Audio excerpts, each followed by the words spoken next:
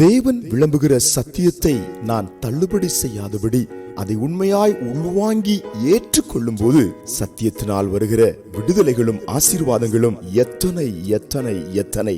சங்கீதம் 40:10 உம்முடைய நீதியை நான் என் இதயத்துக்குள் மறைத்து வைக்கவில்லை, உமது சத்தியத்தையும் உமது ரட்சிப்பையும் சொல்லியிருக்கிறேன், உமது கிருபையையும் உமது உண்மையையும் மகா சபைக்கு அறிவியாதபடிக்கு நான் ஒழித்து வைக்கவில்லை. அன்புக்குரியவர்களே, நம்முடைய வாழ்க்கையை ஆசீர்வாத தளமாக மாற்றுகின்ற, மேன்மையின் மையமாக மாற்றுகின்ற, பிரசன்னம் நிறைந்த ஸ்தானமாக மாற்றுகின்ற வேத வசனத்தின் மகத்துவத்தை, வேத சத்தியத்தின் மகத்துவத்தை நான் ஒழித்து வைக்காதபடி, அதை மறைத்து வைக்காதபடி, அதை மறுதலிக்காதபடி, அதை நான் சொல்ல வேண்டிய ஸ்தானத்திலே சொல்லி எனக்கு பிரயோஜனம் உண்டாக, சபைக்கு பிரயோஜனம் உண்டாக, மற்றவர்களுக்கு பிரயோஜனம் உண்டாக அதை பிரஸ்தாபம் பண்ணினேன் என்று தாவீது சொல்லுகிறார். அதை அப்படி அவர் செய்ததினால தான் அவருடைய வாழ்க்கை மிகுந்த ஆசீர்வதிக்கப்பட்ட ஒரு அருமையான கனி நிறைந்த தோட்டம் போன்ற வாழ்க்கையாய் மாறினது.